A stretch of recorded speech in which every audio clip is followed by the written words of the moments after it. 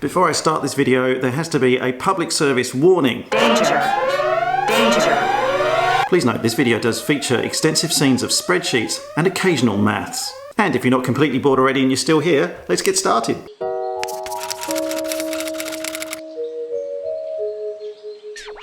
Since I started flying the SR22, which I've been doing recently on this channel, I've had a few questions from people who've started asking me, what's the difference in costs between the rental costs and fuel charges associated with the SR22 compared to flying an SR20? Now, of course, this is a really good question because whilst you're paying a higher rental fee per hour for the SR22 compared to the SR20, because you can go further and faster, does it actually work out more economical on a cost per minute basis to fly the faster aircraft than the slower one? What I'm going to do is share the screen with you so you can see the calculations that I'm going through here, and hopefully if you guys are trying to make the same kind of decision, you can kind of follow this process, and hopefully this will help you out there as well. So I've just set up this new spreadsheet. It's just in Excel. I'm going to put up one constant at the top. The last fuel that I got from Moorabbin Airport was, it's pretty sad. It's $2.02 per litre I was paying at Moorabbin. Now, I'm sure you guys have got avgas cheaper than that where you are, but the good thing is with this spreadsheet is you can just change that fuel cost and it updates the calculations later. We're going to do a column for the SR20, we'll do a column for the SR22, and the dry rental rates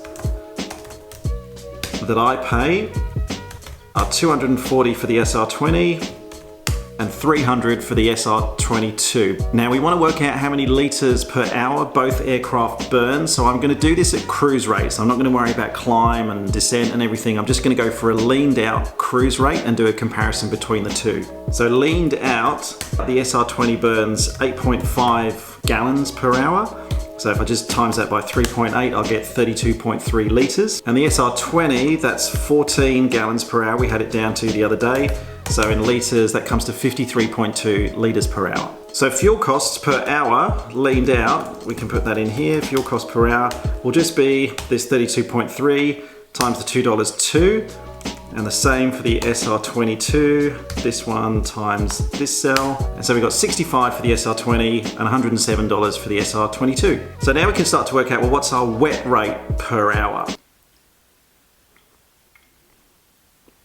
Which will simply be the hourly fuel cost plus the rental rates. $305 for the SR20, copy the formula across here, $407 for the SR22. So what I'm going to do is just get the wet rate per minute here as well, which is just that divided by 60, because now we're going to be looking at the cruise speeds of both of them, and over a certain period of time, does it actually work out more cost effective to go one distance in the SR20 compared to the same distance in the SR22. Cruise TAS that we use for both these aircraft, for the SR20, I'm going off 135, for the SR22, 165. Again, you can put your own numbers in here if you have slightly different numbers that you're using. So we can work out a miles per minute, if we can spell, which will be the cruise TAS, of course, divided by 60. So we're doing 2.25 miles a minute in the SR20, 2.75 in the SR22. So now we know how much the aircraft is costing us wet rate per minute, and we know how many miles we're doing per minute. We can work out a cost per mile just by dividing the two. So cost